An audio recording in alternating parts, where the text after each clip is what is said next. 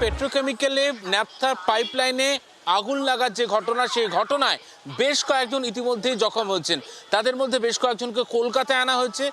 4 জনকে এসএসকেএম হাসপাতালের যে ট্রমা কেয়ারে বার্ন ইউনিট রয়েছে সেখানে ভর্তি করা হয়েছে।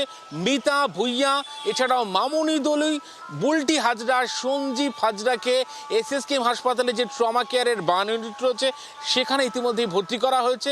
পাশাপাশি সঞ্জীব হাজরা এবং বুলটি হাজরা এই যে দম্পতি, তাদের আগুনে পুড়ে ক্ষতের পরিমাণ অনেকটাই বেশি। বার্ন ইউনিটের যারা চিকিৎসকরা তারা রীতিমতো তাদের শারীরিক অবস্থা খতিয়ে দেখছেন এবং তাদেরকে একেবারে অবজারভেশনে রেখে এসএসকেএম এর ট্রমা কেয়ার ইউনিটে চিকিৎসা চলছে। এর পাশাপাশি কলকাতার আরও একটি বেসরকারি হাসপাতালে বেশ কয়েকজনকে ভর্তি করা হয়েছে হলদিয়া পেট্রোকেমিক্যালসের ন্যাপথার পাইপলাইনে আগুন লাগার ঘটনায়। গোটা ঘটনা খতিয়ে দেখা হচ্ছে। রাজ্যের সরকারের তরফ থেকে যারা হাসপাতালে ভর্তি রয়েছেন তাদের শারীরিক অবস্থার দিকে নজরও রাখা হচ্ছে।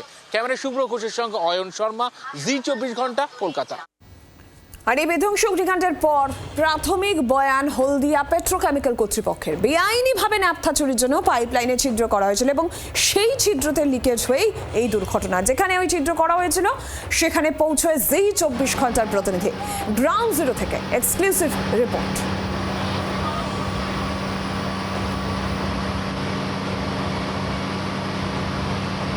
ঘটিয়ে দেখে হলদিয়া পেট্রোকেমিক্যাল কর্তৃপক্ষ যে বিবৃতি জারি করেছেন তা অত্যন্ত চাঞ্চল্যকর। পেট্রোকেমিক্যাল কর্তৃপক্ষের দাবি, নির্দিষ্ট করে যে জায়গাতে পাইপলাইনে এখনো পর্যন্ত দাউ দাউ করে আগুন জ্বলছে ঠিক তার নিচের অংশ দিয়ে ন্যাপথা চুরি করার চেষ্টা হচ্ছিল। ন্যাপথা চুরির এই ঘটনা সম্পূর্ণ বেআইনি, অর্থাৎ কর্তৃপক্ষের ভাষায় আনঅথরাইজড। সেই আনঅথরাইজড কাজ করতে গিয়ে কোনো রকম সেফটি প্রোটোকল স্বভাবতই মানা হয়নি, যে কারণে গতকাল সন্ধ্যে থেকে একটু একটু করে এখানে পাইপলাইন থেকে ন্যাপথা লিক করছিল, এলাকায় ছড়িয়ে পড়ছিল কটু গন্ধ। এলাকাবাসীর মনে তখনই তৈরি হচ্ছিল আতঙ্ক। ঠিক সেই জায়গা থেকে ক্রমাগত সেই পাইপলাইনে ন্যাপথার সরবরাহ অক্ষুণ্ণ থাকায় রাত 4টের সময় হঠাৎ করেই এখানে একটা বিকট শব্দের বিস্ফোরণ হয়। সেই বিস্ফোরণের অভিঘাত গিয়ে পৌঁছয় এমনকি উল্টো দিকের ওই গাছগুলোতে। আমরা দেখতে পাচ্ছি, আমরা যেখানে দাঁড়িয়ে রয়েছি সেখান থেকে অন্তত 50-100 মিটার দূরে ঘাস, গাছপালা সব কিছু পুড়ে গেছে।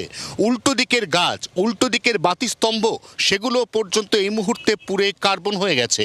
কারণ ন্যাপথা এত শক্তিশালী এবং এত সক্রিয় একটি রাসায়নিক, যে রাসায়নিকে বিস্ফোরণ ঘটলে শেষ মুহূর্তে আর কিছু করার থাকে না।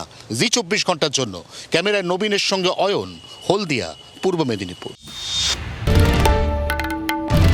বাংলার আওয়াজ, বাঙালির আবেগ, জি 24 ঘন্টা।